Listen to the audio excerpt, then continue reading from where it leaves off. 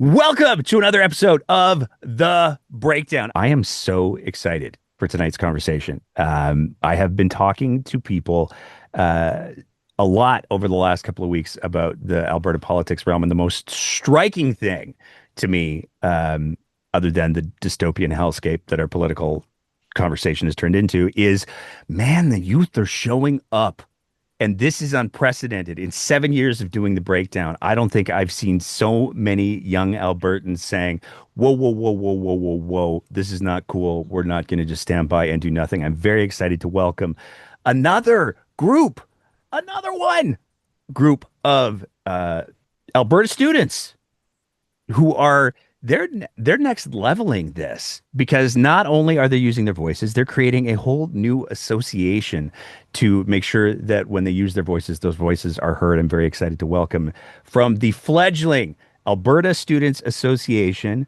the president of the Alberta Students Association, Katie. I hope I said it fast enough.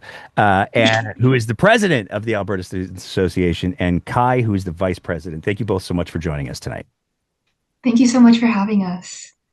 To start with, before we get into the horrible things that we have to talk about, if both of you wouldn't mind, as much as you're comfortable, just giving a little bit of introduction as to who you are, and then I'm going to ask you to also sort of explain the backstory of the association. But let's start with who you are first. And Katie, you're the president, so you get to go first. Perfect. Okay. So, as was said, my name is Katie Chilton. I am a grade 11 student at a small school just outside of Edmonton. I've always been really involved in both politics and just advocacy because those are things that matter a lot to me. I'm both Ukrainian and Indigenous, and we see different issues in both groups of those people. So it's always been important to me to stick up for those, especially when people aren't able to stick up for themselves. So I'm really grateful to be here, and I'm really glad that I get this platform. Awesome. Kai, your turn. My name is Cairo Taya. I'm a student at a school along with Katie. I've been really involved with politics lately, and I'm also a part of another group for LGBTQ advocacy. And the Alberta Students Association. So, I mean, Kai, you said that you've been. I love the little tag lately at the end, because the reality is the stakes for Alberta students and Alberta's youth have. I can't remember a time when they were quite as high as they are now. So, what have you, and whichever one wants to go first? How did the Alberta Students Association get to be a thing? I'd love to answer if that's okay with you, Kai. So it really started on Instagram. We saw just a lot of individual student groups across Alberta wanting to create walkouts or just wondering how they can show support for their teachers after it was announced that they were being forced back to school. Um, but we found that people didn't really have access to the same resources or like the same structure and support.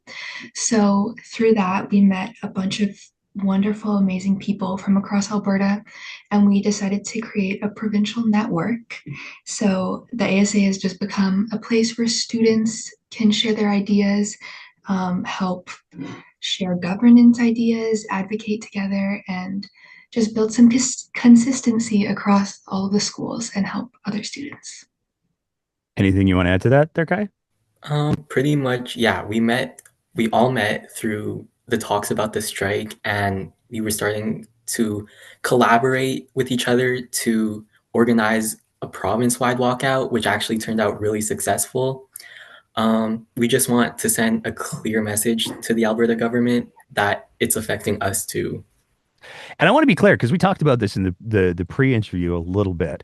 Um, One of the things that, like, this is not just a flash in the pan thing for you guys. You're actually setting up an association. So this isn't just like oh, let's do it on a Tuesday and we'll put a name on an Instagram account. You're following through with all the structure and the governance stuff, correct? Yes. How easy is that? It's been hard, but it's been so rewarding. We've I've learned so much myself, even in the role of the president. Every day I'm learning new things about how associations are set up and how we have to file bylaws. And we've had some really incredible people wanting to help because we are a group of just students. We're all completely student run, student led. And so we have needed some help. We've had parents and some MLAs and just people from across the province who want to help because they know that student advocacy is so important. But it's definitely been a challenge and a hurdle that we're still working on getting over. But we know that it's going to be so worth it once we finish setting up all the legal stuff. I gotta challenge you on one thing you said there. Um, I would not, especially in this day and age, ever put the word just in front of students. Because students across the province have proven to be a force of nature. So don't say just students. Don't diminish like that. Um, when when did the first sort of I mean you talked about having a history of advocacy. When did it first kind of cross your radar to, oh, I've been doing advocacy for marginalized groups, and it turns out that maybe one of those marginalized groups by nature of charter warfare is going to be my teachers. When did that sort of first tell me about how that realization happened for you? Kai, do you want to go? Basically, we started talking more and more in the classroom about the charter and the Constitution, and I was like, "Oh my gosh, this is like really going against it." And so I organized a school rally, just my school, and that was like a week or two before the Bill 2 happened. And that's basically how I met Katie. And it never crossed my mind that one day I would actually be sticking up for my own teachers because of a thing like this. Katie, what do It's you got? been very similar situation for me. I had a teacher at first semester last year, so it was probably around November of last year, which it's been like a full year now since I've been aware of these issues. I had a teacher who is just such a lovely person in general, but she wanted us to know what was going on with the teachers. And so she kind of told us about the Red for Ed movement. And then since then, it's obviously become something that we see in the media. And I'm super fortunate that I have access to be able to stay informed. But there are people who aren't as informed. So even just teachers bringing it up once in a while in class has been something that's really helped students. But yeah, it started so much smaller than we expected, and it's become like such an amazing thing. I never would have expected that we wouldn't be able to stand up for our teacher, or the teachers wouldn't be able to stand up for themselves, so we would have to. But I can wholeheartedly say that I'm glad that someone is doing it for them. Yeah. Without giving away any locations, um, what have both of your been experiences, and whoever wants to swing at this one first can. The one of the big sticking points that the teachers articulated was the reason for them not accepting the contract had to do with classroom sizes, classroom complexity. Um, Daniel Smith has announced a committee with controlling, if not entire votes for decisions that the committee makes under her control. So that's super cool. But what are your experiences with the sort of the realms of the classroom complexity and the classroom sizes? Are those problems that you guys are seeing in your day to day? I can definitely say that I've seen even since I was little. Like I remember when I was younger, like in grade four or something, I would reach 30 kids in a classroom and I would be like, my classroom's so full, how are the teachers supposed to help? And now it's like I've doubled that amount of education now. I'm in grade 10. Um, I'm in grade 11. Oh my goodness. But I just like, I have classes that are reaching 40. I know people whose classes are reaching like high 40s, 50, and it's just become something that you can't ignore. And we know that the government is trying to like create committees that will help that, but we're just not seeing anything that's being actually like put out to help us yet. And it's kind of an issue that has to be treated immediately because students feel like they're not learning properly anymore. Okay. Kai, how is your classroom sizes and complexity? My classrooms have not been as small as they were when I was back in like grade one. They've started reaching like the high 30s, almost 40s. And I know some people whose class sizes are like almost at the 60. Is that with one teacher or two? I mean, it still sucks either way, but just for clarification. No, I did a little survey on the Instagram account and someone said their highest was 68. Wow. I hope that's with at least two teachers. I mean, because those are Hunger Games odds for that poor teacher at that point. Um, So you guys have is it fair to say, and please, if it in any way feels like I'm putting words in your mouth, say nope, that's not how I feel. But is it fair to say that you guys have both had to deal with the realities of classroom, certainly sizes based on what you've said, but the complexity piece is something that's come up a lot in conversation as well, whether we're talking about the increased awareness around neurodiversity, the integration of varying degrees of disabled kids, and certainly new Canadians as well, who are maybe dealing with trauma. Are you guys seeing that in your classrooms too? We definitely see it. I have a dynamic disability, so I have different needs that I need in the classroom, and often uh, to no fault of anyone at the school at all, I my needs are not able to be met because unfortunately it's just something you have to prioritize. When there's 40 kids in your class, who do you have, like who gets priority over like their specific needs? So it's definitely something that has become hard for both students who have complex needs like myself and students that don't, because it's also just a safety concern. Even if every student was neurotypical and was fully able-bodied, how does a teacher look after and keep 40 students safe? The ratio doesn't make sense at all. So it's definitely something we see, yes. Kai, what about you? Not me, but some of my friends do have IPPs, and they've like told their teachers that they have it, and the teachers have looked through it, but they're just not able to upkeep the IPPs. And I think that it's just really bad, especially with how many people there are in just one room, that they're not able to keep up with everyone. And can I highlight something here, Katie? Because something, as you were speaking, something really struck me. There are people who uh, marginalize neurodiverse individuals or people who are dealing with disabilities, and you've just self-identified as somebody who does have some disabilities, and you're also the president of this organization. So for anybody who's like, "Oh, disabled kids can't do the things," I mean, I don't want to throw my two middle fingers up right now, but I feel like there's a metaphorical expression where Yeah. you'd Or certainly be justified in doing that. there's definitely like a large community at ASA of students with dynamic disabilities or who come from different heritages, who have different first languages.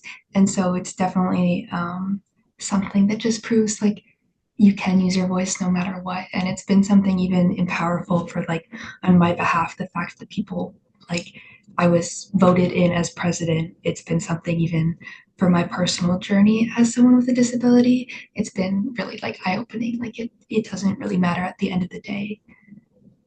That's awesome. Let's talk about Bill 2. So, as I'll do a story so far. The teachers went on strike. They were off work for roughly 3 weeks, unpaid. During that period, the province did import some delightful American study models that some people could avail themselves of if they had internet access that was reliable.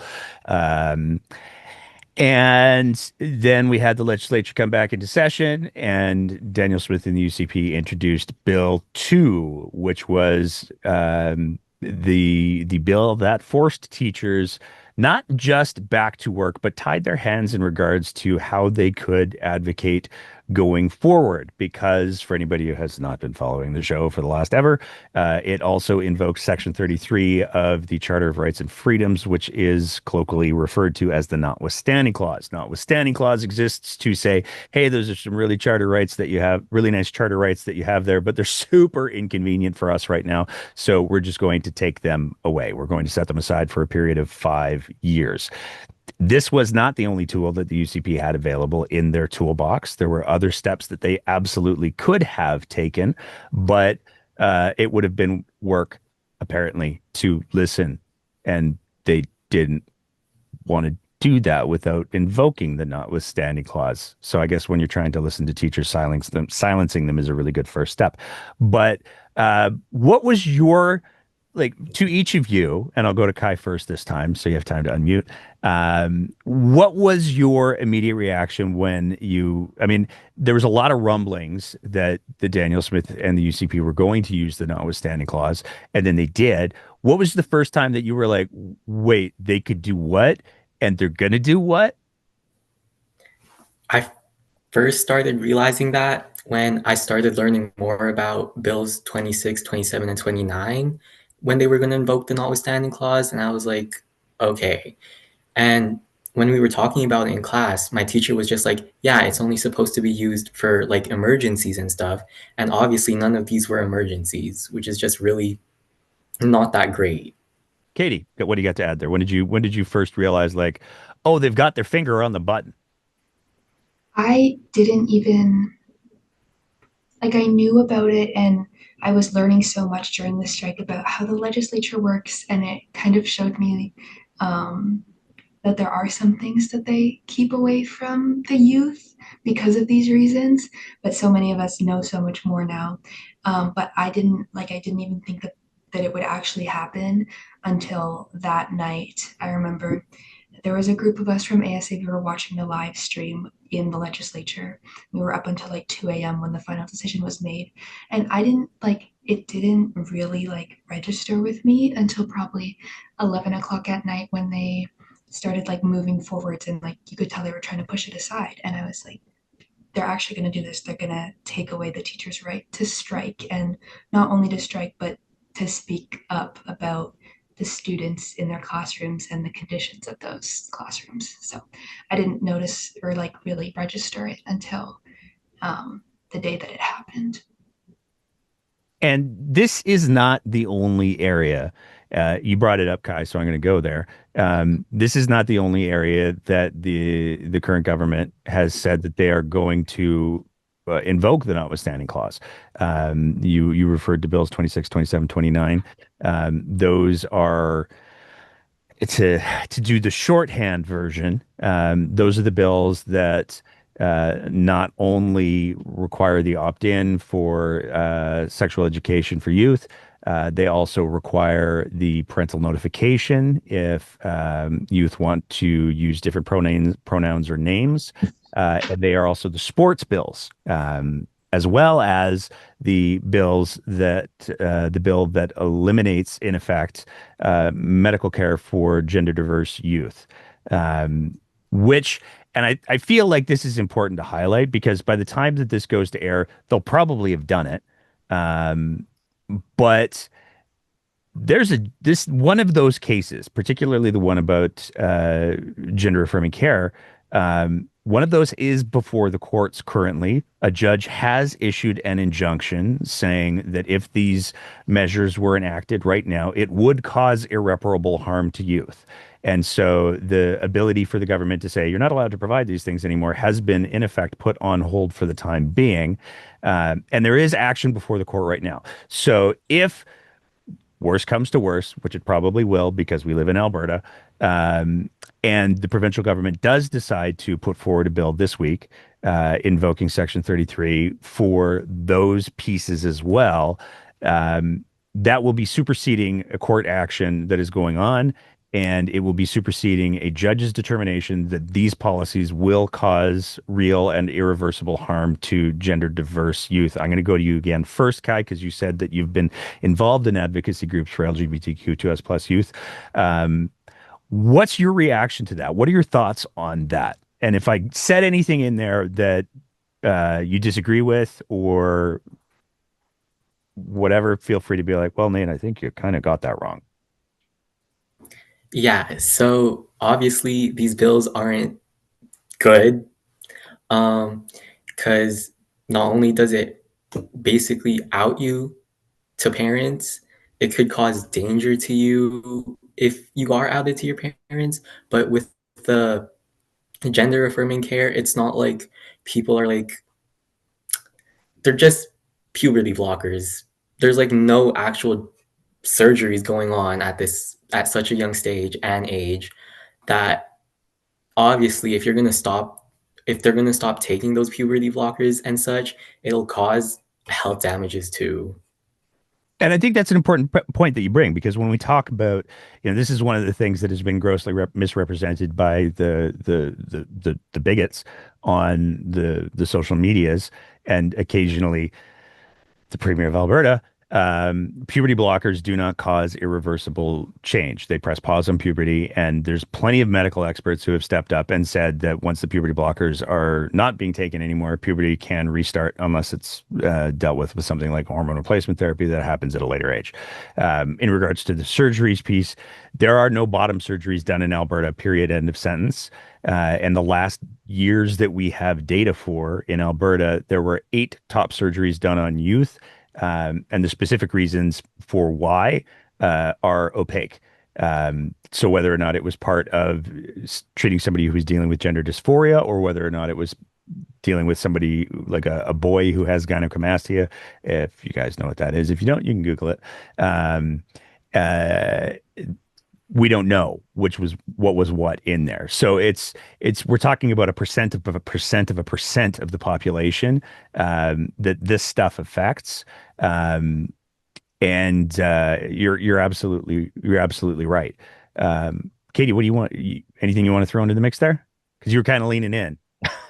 Yeah, I definitely want to just add to more of a emotional aspect of it. Every times, every time a law targets trans youth, it feels like the government is just trying to say that we don't deserve to exist.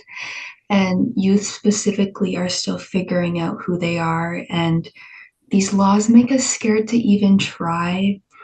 School is generally supposed to be a safe place, but it's hard to feel safe when we know that the adults, like the teachers and the counselors, are now obligated to out us to our families and to follow those legislations that are trying to erase us. Students shouldn't have to choose between their safety and using the bathroom at school. And when politicians say harmful things about trans youth, kids at school repeat them, and that makes bullying worse as well. It kind of really puts into perspective for all to us LGBTQ youth the priorities of our government right now, and they're not with keeping us safe. Because if they were, then they wouldn't be doing things that are actively hurting us. I think I just found the clip for this episode. That was very powerful. Um, yeah. Um, one of the things, one of the reasons, to my understanding, is for you guys putting together the Alberta Students Association, is to give students a place to use their voices. And I mean, you both talked about the fact that it came out of is that everybody's using Instagram now? Am I like old because I hang out on Twitter? Yeah, Twitter's kind of an issue. It has gone downhill, for sure. But it's yeah, I've been struck by like the Instagram these days. Seems to be where everybody's hanging out. It's kind of cool. I have so much to learn about it because I am old. But you guys talked about how this was a this kind of sprang out of networking across Instagram. What what do you want people to know, especially youth? And it blows my mind on so many levels that there are youth who watch this program. I can't even tell you. But what do you want other students to know about what they can do um, to help push back on this kind of stuff? Um, So, oh, Kai, you start, sorry. um, so a way that they have already participated is joining our walkout. Another way they can participate is if their school doesn't already join the association. Um, and ways that they can support is the ATA has done Fridays Wear Red for Red for Ed. Um, and if there's any rallies or protests going on in the future with us, they should definitely join us. And I'll pass it on to Katie now. We are always looking for new people to join us. Obviously, right now we're still pretty small considering we're working on reaching out. We found out there's 766 high schools in Alberta. So we have a list. We have a list.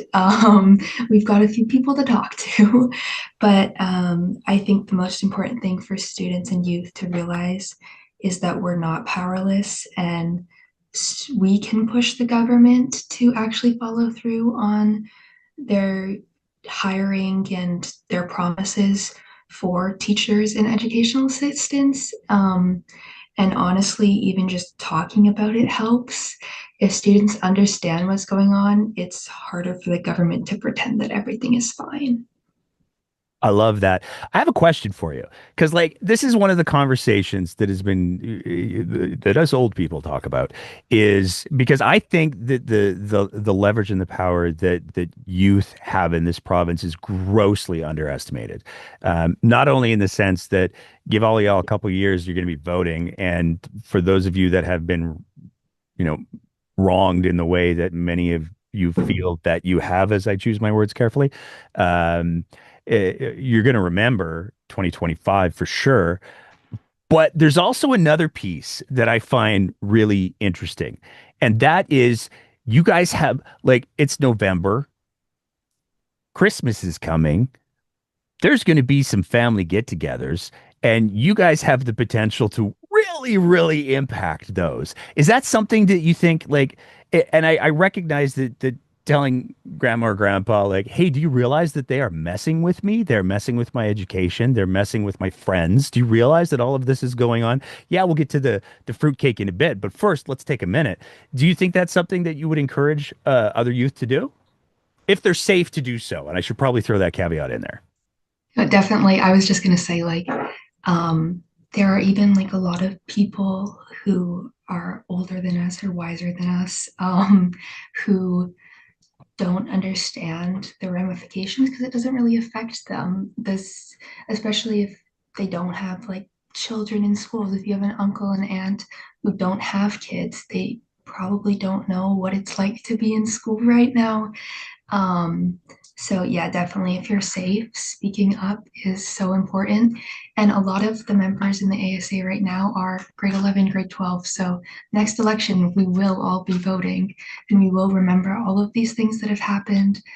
But yeah, no, definitely speaking up is even to your own family, just the more people that are educated, the more that what we're trying to do is impactful. And we know that it's hard, especially at the rally we did. We had like our total count was 10.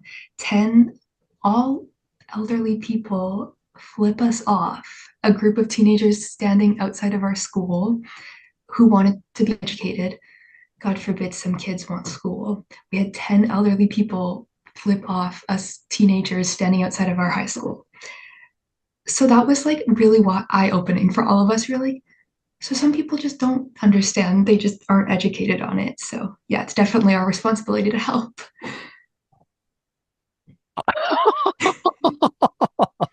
I'm sorry. I just wanted to clarify. There were more than 10 kids at the rally, Oh yeah. and there were 10 seniors who took the time out of their day to come and flip off the kids who were advocating for education.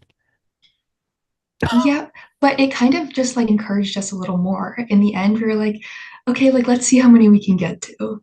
Um, because even like Kai and myself, we run the emails, we run the Instagrams.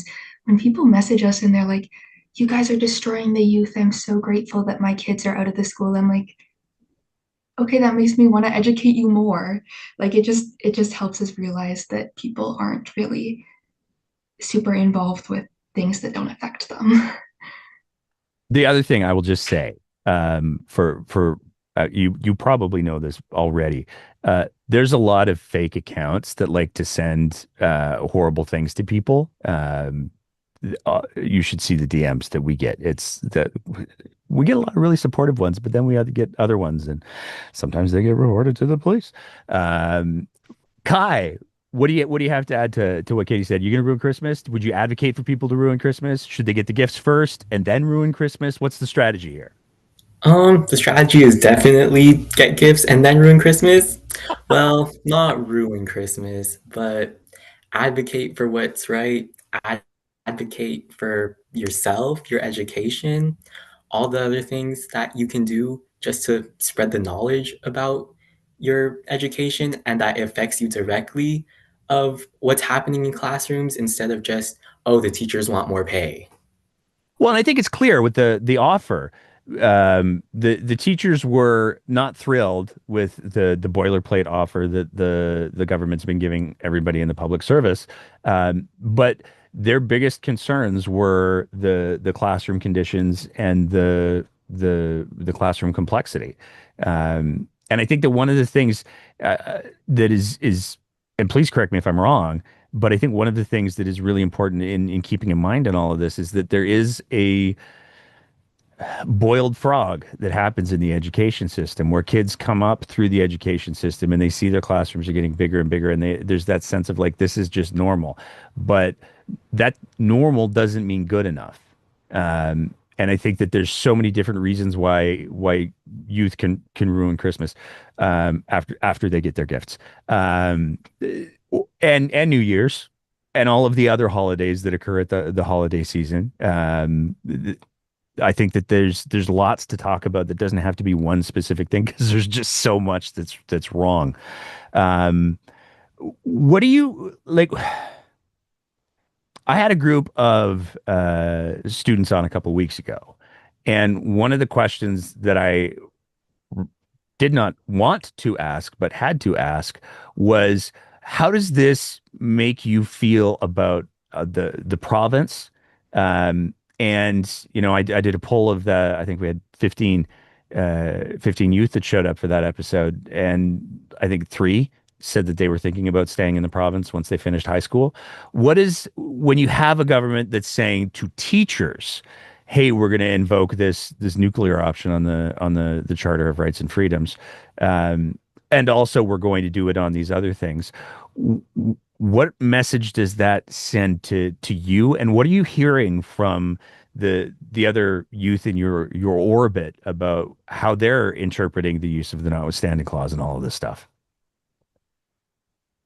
It's definitely like even I know it doesn't really, I've found out it doesn't really matter what your political beliefs are when it affects you so obviously. Because I live in a smaller town, we have people with more conservative views, and we have people like them, and they came to our rallies, they came to our walkouts because they see what's going on, they know that it's affecting them. And the strike, how teachers are treated, how like because of how the teachers are treated, it feels like our education is being put on a back burner, which shows to me a lot about the priorities of the province. Um, and with other bills like bills against Indigenous people and against trans people, to us LGBTQ people in general, a lot of us just don't feel safe in the province anymore. So, as hard as that is, if you've lived here your whole life, for a lot of us, that does mean we have to move away so that we feel like we can go out in public and not get hurt and like yeah. So it's definitely hard, and like more youth than care to admit it are feeling unsafe, even just going outside now. I just want to really underscore what you just said there because I think it's critically important that people hear it.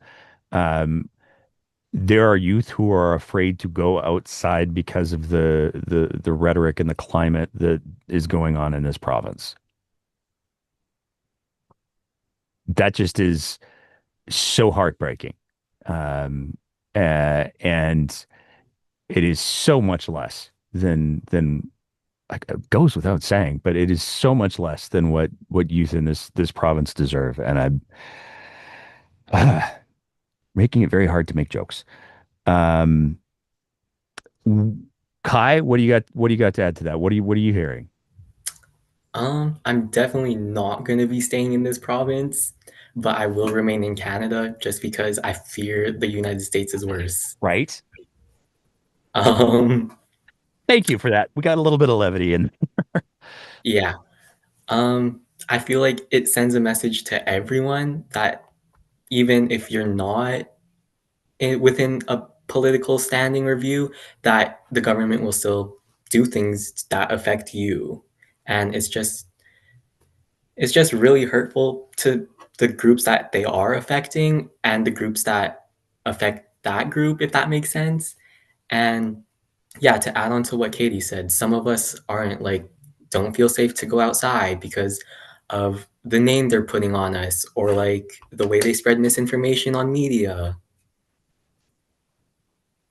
Um, I love Katie that you brought up the fact that this hits all teachers and that there are for sure conservative teachers who have definitely had their charter rights revoked as well. And there has certainly been an attempt at framing all teachers as being hyper progressive or just progressive.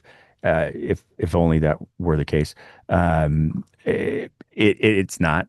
And this has stripped an entire profession of their charter rights, regardless of where they land on the political spectrum. And I think that's another thing that's really, really important to keep in mind because it is very easy for people to sort of categorize professions and teachers as, oh, it's all the woke teacher agenda or whatever.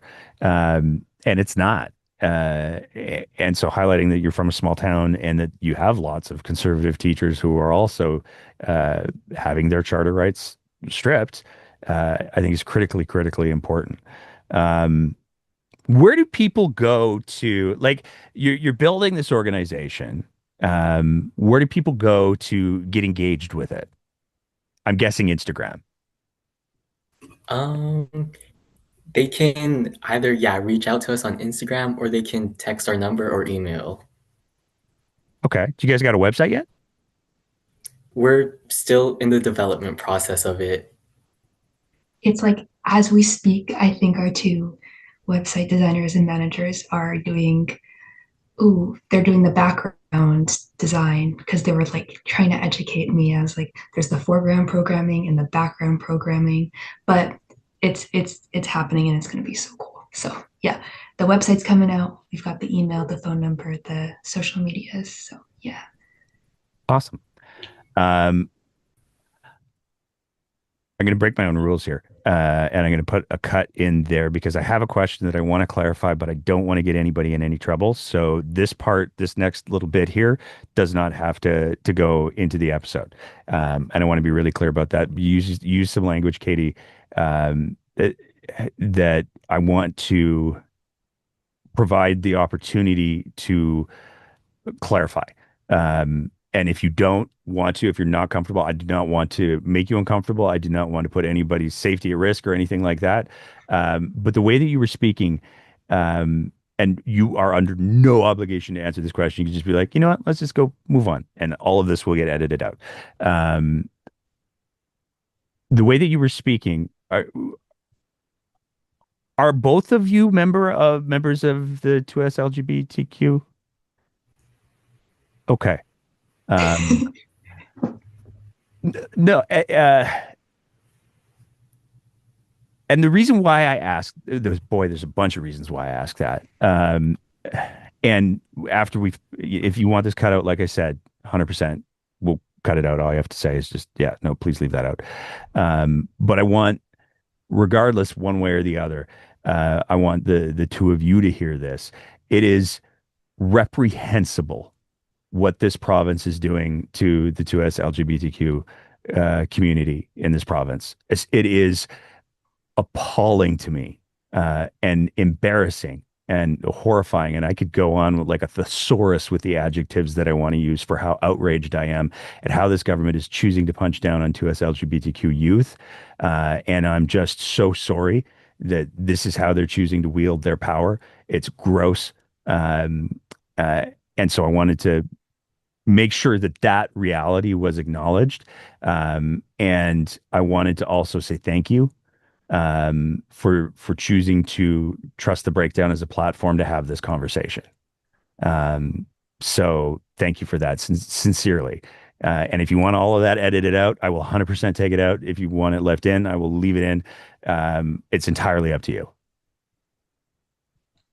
Well, first of all, thank you. It like definitely means a lot to us when people say that, especially when it comes from adults, because it's like it oftentimes feels like we're on our own now, and we know we're not. But just getting reminders like that, just because like I feel like the main people in our society, in our government, are so very obviously against us, even just having like basic rights. And then I'm fine with keeping it in, not like it's not like a secret, guys. The closet is glass, but Kai, whatever you feel comfortable with.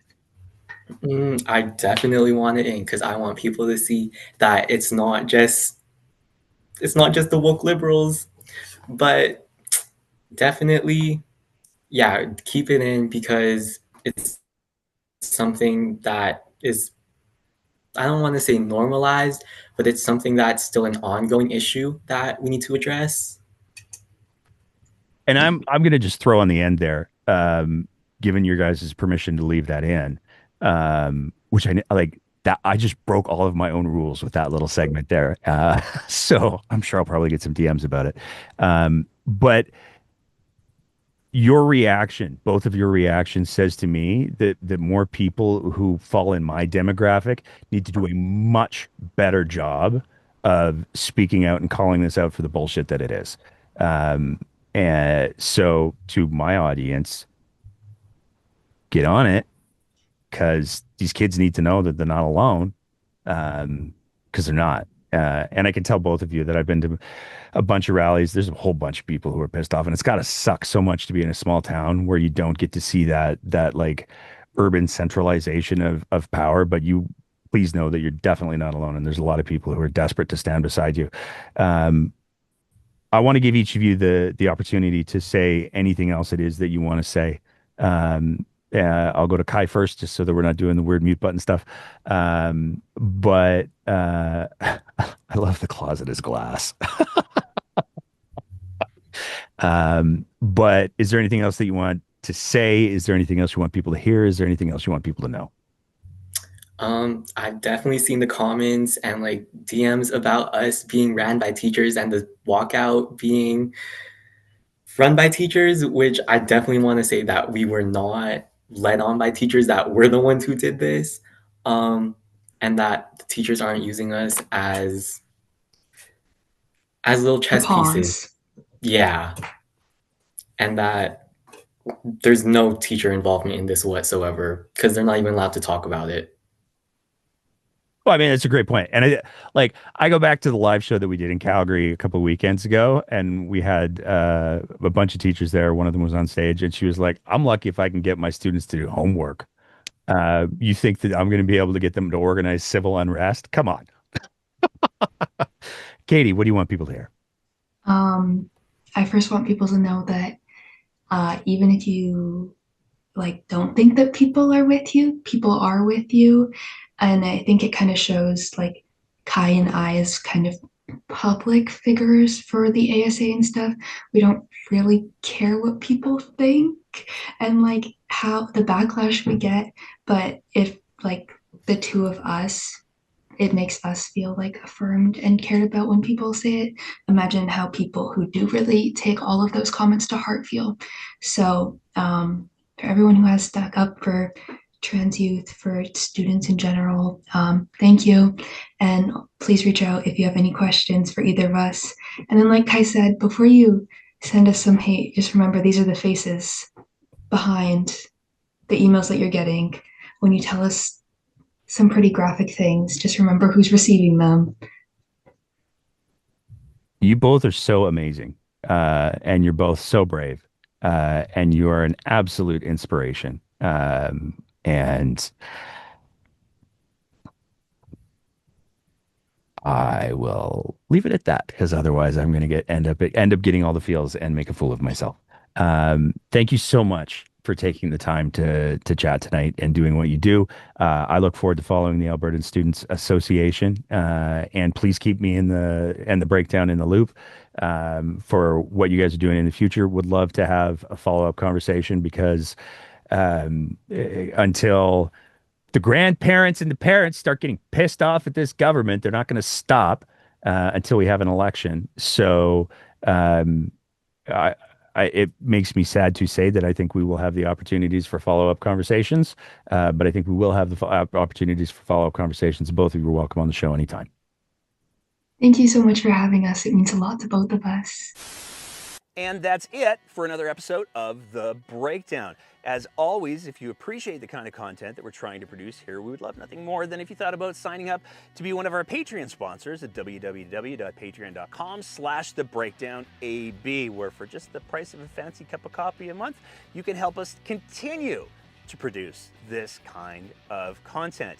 Whether you're listening to the audio version of the podcast, in which case, maybe leave a review and a rating, or whether you're watching it on one of our streaming platforms, we want to say a big thank you to everybody who is part of the Breakdown's audience. And as always, take care of each other and keep the conversation going.